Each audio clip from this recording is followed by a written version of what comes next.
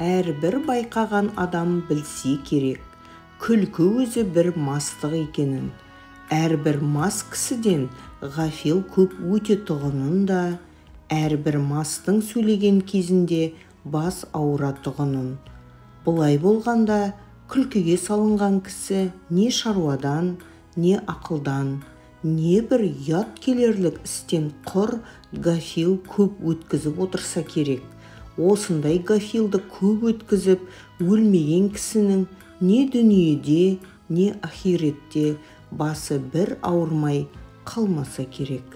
Әрбір уайым қайғы ойлағыш кісі не дүние шаруасына, не ахирет шаруасына өзгеден жинақырақ болса керек. Әрбір жинақылықтың түбі кәніш болса керек. Енді олай болғанда, үнемі уайым қайғыменен жүре аламыз ба? Үнемі күлмей жүруге жан шыдай ма екен? Жоқ, мен үнемі уайым қайғыменен бол демеймін. Уайым қайғысыздығыңа, уайым қайғы қылдағы, сол уайым қайғысыздықтан құтыларлық орынды харекет табу керек, һәм қылу керек.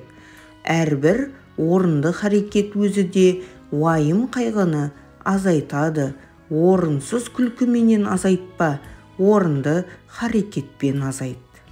Шығар есігін таба алмай, уайым қайғының ішіне кіріп алып қамалып қалмақ, ол өзі де бір антұрғандық.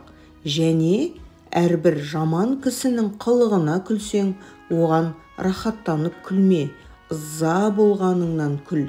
Ызалы күлкі өзі де қайғы.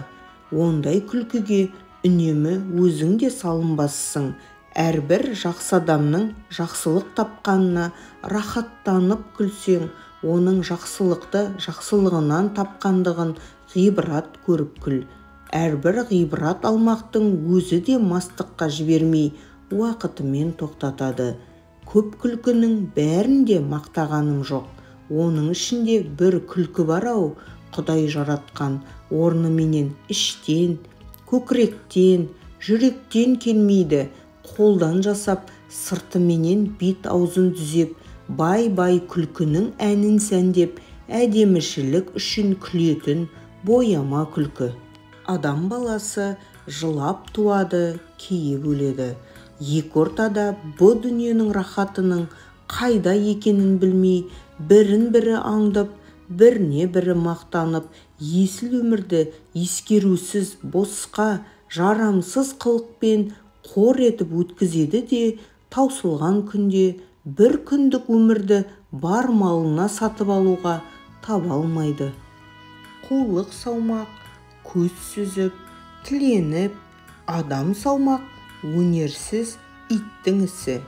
Әуелі Құдайға сыйынып, екінші өз қайратыңа сүйеніп, еңбегіңді сау, еңбек қылсаң, қара жер де береді, құр тастамайды.